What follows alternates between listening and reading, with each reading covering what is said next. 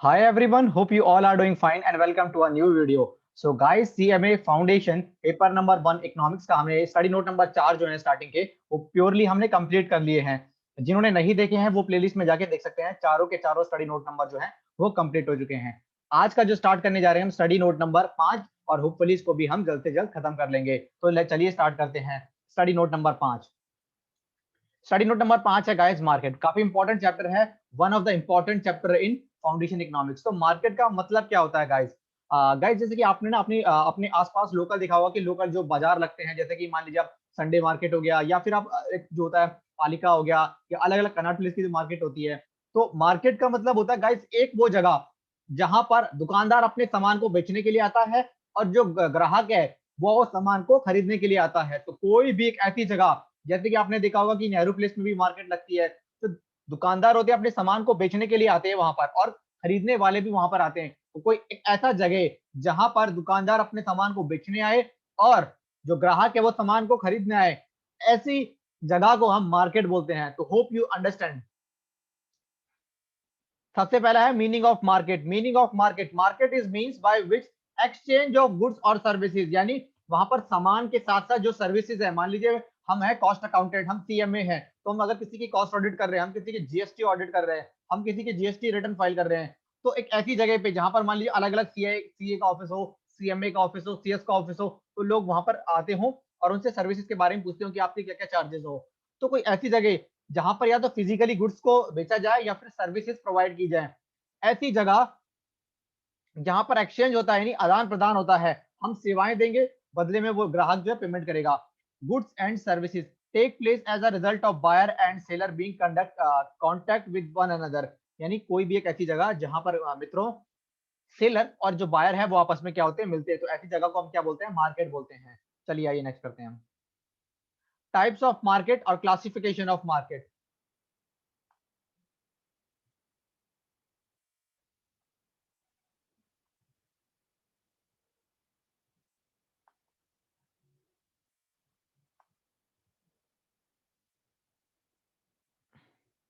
आइए, there are lot of types of market. First, on the basis of area और locality. तो local market जो हमारे आसपास लगती है, हमसे Sunday market, Tuesday market, Monday market बोलते हैं। नेशनल मार्केट का मतलब होता है कि एक राज्य के अंदर अंदर, मान लीजिए असम की चाय पत्ती है, असम और बंगाल में सबसे ज्यादा चाय पत्ती उगाई जाती है इंडिया में। तो क्या होता है मित्रों, जो असम की चाय पत्ती है वो पूरे इंडिया में असम और जो बंगाल की जो चाय पत्ती है वो क्या होती है गाइस, वो क्या होती है पूरे ऑल ओवर इंडिया को सप्लाई होती है। ओके। एंड इंटरनेशनल मार्केट का मतलब जब कोई एक देश बाहर के देशों को सामान बेचे, जैसे इंडिया का जो चावल है वो बाहर देशों में जाता है, इंडिया की जो चाय पत्ती है वो बाहर देशों में जाती है, तो उसको बोलते हैं हम इंटरनेशनल मार्केट। लोकल मार्केट का मतलब जो हमारे आसपास ही लगती है, जैसे हम संडे मार्केट हो गया, मंडे मार्केट हो गया, ट्यूसडे मार्केट, मतलब वहीं पर आपने सामान को बनाया और वहीं के लोगों ने उसको क्या कर लिया, कंज्यूम कर लिया। नेशनल मार्केट का मतलब कि मैंने जैसे एग्जांपल के तौर पर लिया, मैंने आपको एग्जांपल से समझाना चाह रहा हूँ। जैसे कि वेस्ट बंगाल में चाय पत्ती उगाई जाती है, असम में सबसे ज्यादा, भारत में सबसे ज्यादा जो चाय पत्ती है, जो टी है, वो कहाँ पर उगाई जाती है? वो उगाई जाती है पश्चिम बंगाल में गाइस। तो क्या होता है कि जब हम पश्चिम बंगाल के जो भी चाय पत्ती बेचने वाले हैं, जब वो पूरे ऑल ओवर इंडिया को चाय पत्ती सप्लाई करते हैं, तो वो होता है नेशनल मार्केट। इंटरनेशनल मार्केट का मतलब जब आप सामान को बाहर देशों में भी बेचने लग जाते हैं तो उसको हम बोलते हैं इंटरनेशनल मार्केट। तो एरिया और लोकेलिटी के बेसिस पर तीन तरह की मार्केट होती है: लोकल मार्केट, नेशनल मार्केट और इंटरनेशनल मार्केट। लोकल मार्केट का मतलब आपने सामान जहां पर बनाया वहीं के लोगों ने उसको कंज्यूम किया। ओके। असम के लोग जब चाय पत्ती को कंज्यूम करते हैं तो असम के लोगों ने ही चाय पत्ती बनाई और असम के लोगों ने ही चाय पत्ती कंज्यूम कर ली, तो वो लोकल मार्केट होगा। लेकिन यदि असम के जो चाय पत्ती बनाने वाले हैं वो अगर भारत के अलग अलग राज्यों में चाय पत्तियां बेचते हैं गाइस, तो वो हमारा नेशनल मार्केट होता है। और वहीं अगर वो देश से बाहर बेचने लग जाए, विदेशों में भी बेचने लग जाए, तो वो हमारा इंटरनेशनल मार्केट कहलाता है। Hope you understand.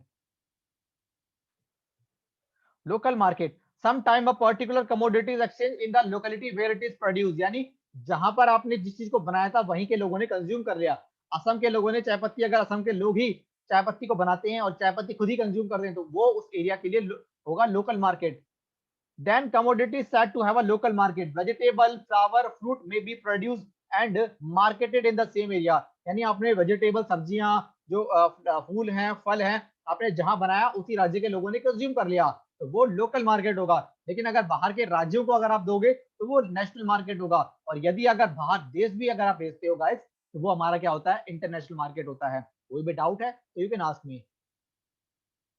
National market. A commodity will have a national market if it is demanded and supplied by people in different part of the country. यानी भारत के अलग अलग हिस्सों में जब सामान को भेजा जाता है, वहां पर सामान को बेचा भी जाता है, तो उसको हम बोलते हैं नेशनल मार्केट। सिंपल सा एग्जांपल, असम और पश्चिम बंगाल में चाय पत्ती उगाई जाती है, अगर वहीं के लोग उसको कंज्यूम कर लेते हैं तो लोकल मार्केट। अगर गाइस, होता क्या है कि अगर अगर वो बाहर के मतलब इंडिया के बाकी राज्यों में अगर चाय पत्ती को भेजते हैं और बेचते हैं, तो वो आपका होगा नेशनल मार्केट। अगर बाहर देश में बेचते हैं तो वो आपका होगा इंटरनेशनल मार्केट।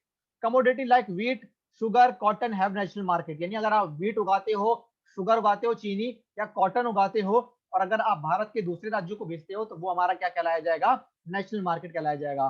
आइए इंटरनेशनल मार्केट देखते हैं। In if a commodity is gold, आपने देखा होगा, जो if a commodity is sold and purchase in a different countries, it is said to have international market. For example, gold, silver, wheat, cotton have international market. जो आपने देखा होगा, सोना हो गया, चांदी हो गया, ये एक दूसरे से, एक देश दूसरे देश से खरीदता है। मतलब क्या होता है कि कई देशों में जो सोना होता है वो क्या होता है, सस्ता होता है, तो वहां से खरीद लेते हैं। और अगर किसी देश में क्या नाम है उसका, तो हम उसको खरीद लेते हैं। और मान लीजिए किसी देश में जो है वीट यानी गेहूं ज्यादा उगाया जाता है, और अगर कॉटन ज्यादा उगाया जाता है, तो दूसरे देशों को भी बेचेगा वो। ओके। जैसे आपने देखा भी, कोरोना पेंडेमिक के कारण इंडिया जो है वो largest producer of corona medicine, वो बाहर के देशों को भी सप्लाई कर रहा है। कई छोटी छोटी कंट्रीज को वो क्या कर रहा है, फ्री में भी दवाई जो है वो सप्लाई कर रहा है। हमने पहले पढ़ लिया ऑन द मार्केट के types, on the basis of area और लोकेलिटी। अब हम पढ़ेंगे on the basis of time element. Very short period market, short period market और लॉन्ग पीरियड मार्केट। आइए देखते हैं इसको।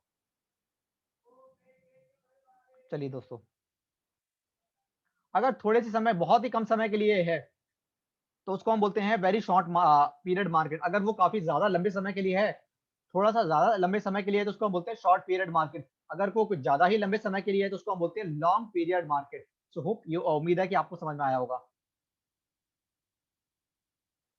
on the basis of third on the basis of competition among the seller or producer of a firm, the important for foundation purpose। दो तरह की on the basis of competition, यानी जब हम क्या नाम है उसका, कंपैरिजन करते हैं, कंपटीशन यानी एक दूसरे को तुलना करते हैं, तो परफेक्ट कंपटीशन और इम्परफेक्ट कंपटीशन, ये दोनों ही इंपॉर्टेंट है इस मार्केट के चैप्टर में। आइए हम पढ़ते हैं perfect competition. Guys, perfect competition क्या होता है? परफेक्ट कंपटीशन का मतलब होता है जहां पर सामान को बेचने वाले सभी दुकानदारों का जो रेट होगा वो एक जैसा होगा। कोई भी रेट को बढ़ा या घटा नहीं जा सकता। अगर रेट को बढ़ाना है या घटाना है, तो मार्केट में एक ग्रुप बना होता है जो उनका रिप्रेजेंट करता है। वो ग्रुप ही या तो प्राइस को कम कर सकता है या ज्यादा कर सकता है। कोई एक सिंगल दुकानदार सामान को कम या ज्यादा नहीं बेच सकता। ओके। परफेक्ट कंपटीशन का मतलब वो कंपटीशन जहां पर प्राइस जो है वो हमेशा एक जैसा रहता है। अगर बढ़ेगा तो सभी दुकानदारों का बढ़ेगा। मान लीजिए कनॉट प्लेस में मार्केट लगती है, अगर अगर मान लीजिए ईयरफोन है, मान लीजिए एमआई का ईयरफोन बिक रहा है वहां पर, अगर मान लीजिए सभी दुकानदारों के रेट एक जैसे हैं, तो वो परफेक्ट कंपटीशन होगा। लेकिन आपने देखा होगा कि कोई 250 का बेचता है, कोई 450 का बेचता है, कोई 300 का बेचता है, अलग अलग रेट हैं, तो उसको हम बोलते हैं इम्परफेक्ट कंपटीशन। उम्मीद है ये समझ में आया होगा आपको। तो परफेक्ट कंपटीशन का मतलब वो कंपटीशन की मार्केट जहां पर सभी दुकानदारों का रेट एक जैसा रहता है, सभी दुकानदार जो सामान है वो एक जैसा बेचते हैं। कोई भी दुकानदार कभी भी अपनी दुकान खोल सकता है, कभी भी बंद कर सकता है। मतलब कोई नया दुकानदार जो है नई शॉप खोल सकता है, और कभी भी अगर उसको लगेगा कि मेरे को बिजनेस बंद करना है, तो कभी भी बिजनेस को बंद कर सकता है। कोई नया व्यक्ति बिजनेस कर सकता है, कोई नया व्यक्ति बिजनेस को बंद कर सकता है कभी भी। उम्मीद है आपको समझ में आया होगा। In a perfectly competition market, there are numerous buyer and seller selling homogeneous product। homogeneous product का मतलब होता है गाइस एक जैसा सामान, एक जैसा सामान। कोई भी एक ऐसी मार्केट जहां पर बहुत सारे बायर होते हैं, बहुत सारे सेलर होते हैं, जो कि एक जैसा सामान बेचते हैं। In a perfectly competitive market there are numerous number of buyer and seller selling homogeneous product, यानी एक ही जैसा सामान बेच रहे हो। And no one is able by his own action to influence the market price, यानी कोई एक अकेला व्यक्ति मार्केट को प्राइस को कम या ज्यादा नहीं कर सकता। Since all have access to full and immediate knowledge of the price at which the trading is currently taking place, यानी सभी दुकानदारों को पता होता है, और वहां पर सामान खरीदने वाला जो ग्राहक होता है वो भी बहुत बुद्धिमान होता है, वो भी समझदार होता है, वो भी ज्यादा पैसा किसी को नहीं देगा। जब उसको पता है कि मार्केट में रेट ही एक जैसा है, तो वो क्यों किसी को ज्यादा पैसा देगा? आइए मार्शल साहब ने एक डेफिनेशन दी है, the more nearly perfect market is the stronger tendency for the same price to be paid for the same thing in all parts of the market. यानी सभी मार्केट में एक जैसा प्रोडक्ट बेचा जाएगा और प्राइस भी एक जैसा चार्ज किया जाएगा। अल्फ्रेड मार्शल जो कि हमारे इकोनॉमिक्स है, और उन्होंने ये डेफिनेशन दी। आइए हम फीचर देखते हैं, अब हम फीचर्स देखते हैं परफेक्ट मार्केट के फीचर्स क्या हैं।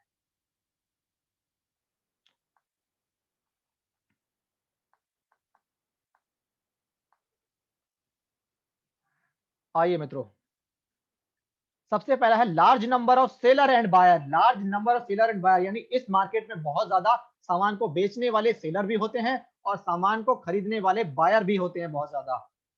होमोजेनियस कमोडिटी यानी जो सामान है, जितने भी दुकानदार सामान को बेच रहे हैं, वो जो सामान है एक जैसा होगा। एक जैसा होने के कारण ही तो गाइस क्या होता है, प्राइस होता है एक जैसा होता है। Product in this market are similar in very aspect. A consumer gets the same good whenever he purchases, as the result there will be one price all over the market. यही reason है कि जो price है वो एक जैसा होता है। रीजन इज दैट जो सामान ही एक जैसा है। तो मान लीजिए मेरे पास ये क्या नाम है इसका, बोया का जो माइक है मान लीजिए, ठीक है ना। ये अगर मैं खरीदता हूँ, अगर वो, देखो माइक तो सबके पास एक जैसा ही होगा, ये वाला बोया माइक, ओके। तो क्या होगा कि अगर मान लीजिए दुकानदार जो है एक ही प्रोडक्ट बेच रहे हैं, तो वो अगर प्राइस अगर सेम है तो वो परफेक्ट कॉम्पिटिशन होगा। लेकिन अगर अगर मैं बोलता हूँ कि अगर प्राइस अलग अलग है, जैसे फ्लिपकार्ट पे इसका अलग प्राइस है, अमेजोन पर इसका अलग प्राइस है, तो वो इम्परफेक्ट कॉम्पिटिशन होगा। तो होप आपको समझ में आया होगा with example. Free entry and free exit, कोई भी नया दुकानदार कभी भी अपनी कभी भी नया बिजनेस खोल सकता है, और कभी किसी को लगता है कि उसको बिजनेस बंद कर देना चाहिए तो कभी भी कर सकता है। Free entry and free exit allowed है। Any firm can enter into the production as per its desire. Finally, it can leave the production at any time. This helps new firm to enter into business when conditions are favorable. As long as the firm earns supernormal profit, it usually steps in competition. But when the firm ends up with losses, it would leave the market. यानी कोई भी firm कभी भी अपना नया business खोल सकता है इस मार्केट में, और कभी भी अपना बिजनेस, अगर उसको लगता है कि उसको नुकसान हो रहा है, वो अपने बिजनेस को बंद कर सकता है। Mobility of factors of production. Factors of mobility का मतलब होता है कि आप फैक्टर ऑफ प्रोडक्शन को यहां से वहां मतलब मूव कर सकते हो, कहीं पर भी ले जा सकते हो। Factors of production will move from one production to another easily. This is also helpful for free entry and exit firms factor। यानी लैंड हो गया हमारा, जो है लेबर हो गया, कैपिटल हो गया, move to production activities where they get higher incomes. Absence of transport cost, इसमें क्या होता है गाइस, इसमें क्या होता है कि जो ट्रांसपोर्ट कॉस्ट होती है उसका एब्सेंस होता है। इसी कारण से सबके प्राइस क्या होते हैं, एक जैसे होते हैं। अगर मान लीजिए हम ट्रांसपोर्ट करें तो कोई ट्रांसपोर्टर कुछ अलग चार्ज करेगा प्राइस का, कोई ट्रांसपोर्टर जो है वो अलग चार्ज करेगा प्राइस का। तो अगर उस वजह से क्या होगा, हमारा जो जो प्रोडक्ट का जो प्राइस होगा वो अलग अलग हो जाएगा। लेकिन परफेक्ट कंपटीशन मार्केट की कंडीशन क्या है कि प्राइस जो है वो आपको एक जैसा ही रखना पड़ेगा। सो होप ये आपको समझ में आया होगा। परफेक्ट नॉलेज ऑफ मार्केट, ध्यान रखना, अगर कोई दुकानदार अपनी मर्जी से प्राइस पहली बात तो बढ़ा नहीं सकता। अगर वो बढ़ा रहा है प्राइस, तो दुकानदार तो बढ़ा रहा है, लेकिन जो ग्राहक है वो भी क्या है, बहुत समझदार है। उसको हर एक फील्ड की नॉलेज है। उसको पता है भाई कि बोया का जो माइक है वो सब जगह एक ही रेट का मिलेगा। तो जब एक ही रेट का मिलेगा गाइस, तो वो क्या करेगा, ज्यादा जो प्राइस जो है वो पे नहीं करेगा। कम भले ही कर देगा लेकिन ज्यादा प्राइस नहीं करेगा पे। Buyer and seller in the market will have a clear knowledge about market conditions, so that there will be a one price throughout the market. Because of perfect knowledge, sale and purchases of commodities take place as a one price. Okay, perfect knowledge of market, perfect knowledge of market। जो जो जो खरीदने वाला ग्राहक है उसको क्या है, नॉलेज है परफेक्ट। ओके, तो वो ज्यादा प्राइस पे नहीं करेगा। आइए हम आगे देखते हैं। जो मेन कंसेप्ट है परफेक्ट कंपटीशन में कि प्राइस को कैसे कैलकुलेट किया जाएगा, इसका सिंपल सा कंसेप्ट है, ज्यादा पढ़ने की जरूरत नहीं है। प्राइस का वो लेवल जहां पर मेरी डिमांड और जहां पर मेरी सप्लाई आपस में बराबर होगी, वो मेरा इक्विलिब्रियम प्राइस कराया जाएगा, वही मेरा प्राइस कहलाया जाएगा। Hope you understand. डिमांड का पूरा चैप्टर हम पढ़ चुके हैं, जिन्होंने नहीं देखा प्लेलिस्ट में जाके देख सकते हैं। सप्लाई का पूरा लेक्चर हम कर चुके हैं, जिन्होंने नहीं देखा वो जाके देख सकते हैं। ओके, सो प्राइस क्या होगा, मान लीजिए एक टेबल है ये, प्राइस बढ़ रहा है 1 से 2 से 3 से 4 से 5वां। क्वांटिटी जैसे जैसे प्राइस बढ़ता है, हमारी डिमांड कम होती है, 50 से 40 से 30 से 20 से 10। जैसे जैसे प्राइस बढ़ा हमारा, क्वांटिटी ऑफ डिमांड हमारी कम हुई। लेकिन सप्लाई में आपने देखा होगा, आप जाके लेक्चर भी देख सकते हैं, जैसे जैसे प्राइस बढ़ता है तो दुकानदार क्या है, बढ़े हुए प्राइस पे सामान बेचता है ताकि उसको ज्यादा मुनाफा हो। तो आप देख रहे हैं प्राइस बढ़ रहा है तो सप्लाई बढ़ रही है। अब देखिए 50, 10, 40, 20, 30 यानी यहाँ पर ये आपस में क्या है, बराबर है। ये देखिए आप इस प्राइस पर, तो जिस प्राइस पर यानी 3, तो इक्विलिब्रियम प्राइस होगा यहाँ पर 3। जिस प्राइस पर मेरी डिमांड और जिस प्राइस पर मेरी सप्लाई आपस में बराबर होगी, वो मेरा क्या कहलाया जाएगा, इक्विलिब्रियम प्राइस, या उसी लेवल को हम प्राइस डिटर्मिनेशन बोल सकते हैं। In a perfect competition situation, price is decided by the market, यानी मार्केट के कुछ ग्रुप बना होता है, वही प्राइस को डिसाइड करते हैं। Market brings about a balance between the commodities that come for sale and those demanded by consumer. It means forces of supply and demand determine the price of the good. Equilibrium price determine at a point where the supply and demand are equal. Okay, मैंने बताया ना equilibrium price क्या होगा, यहाँ पर 30-30 यानी जहां पर डिमांड 30 थी और सप्लाई भी 30 थी, तो प्राइस क्या हो गया, 3। तो इक्विलिब्रियम प्राइस वो लेवल होगा जहां पर मेरी डिमांड और जहां पर मेरी सप्लाई आपस में बराबर होगी। A table help us to understand and change in supply, demand and equilibrium price. So hope you understand कर गए होंगे आप टेबल को। आइए हम एक्सप्लेनेशन पढ़ते हैं नीचे।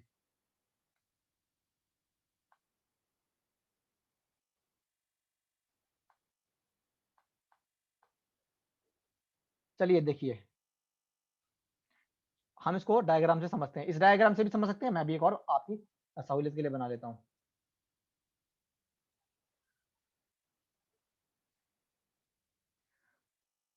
मान लीजिए यहाँ पर हम प्राइस ले लेते हैं, ठीक है, 10, 20, 30, 40, 10, 20,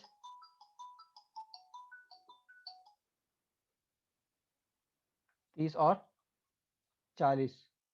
अब देखिए ये हमारा, तो हमारा जो डिमांड होता है ना, डिमांड कर्व गाइस क्या होता है, वो इस तरीके से जाता है, ऊपर से नीचे की ओर आता है। और जो हमारा सप्लाई कर्व होता है वो इस तरीके से जाता है,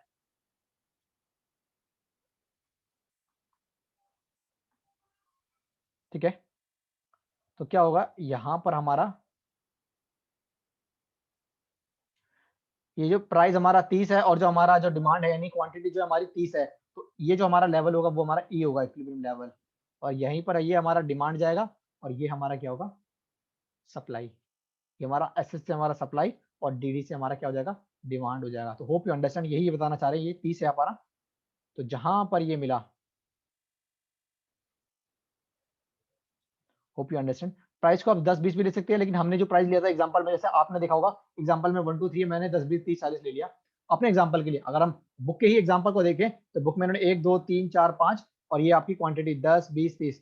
तो जिस भी क्वांटिटी पर ये 30 थी आपकी, यहीं पर जो आपका ये हो गया आपका डिमांड कर्व और ये हो गया सप्लाई, जहां पर ये मिलेंगे आपस में, इस प्राइस को यानी इस 3 वाले प्राइस को हम क्या बोलेंगे, इस प्राइस को हम बोलेंगे guys equilibrium price. Okay, so hope you understand in this market. So दो तरह की मार्केट हमने पढ़ी जो हमें मेनली पढ़नी है, परफेक्ट कंपटीशन और इम्परफेक्ट कंपटीशन।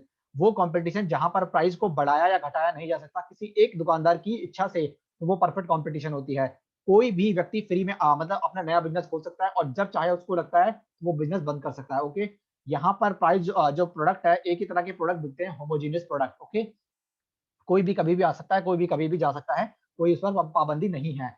सो आज के लिए हम इतना ही करेंगे, धीरे धीरे करके हम चीजों को खत्म करते जाएंगे और होपफुली वो हम कर लेंगे। तो जिन्होंने पुराने लेक्चर नहीं देखे हैं गाइस, एक बार जाके देख लीजिएगा।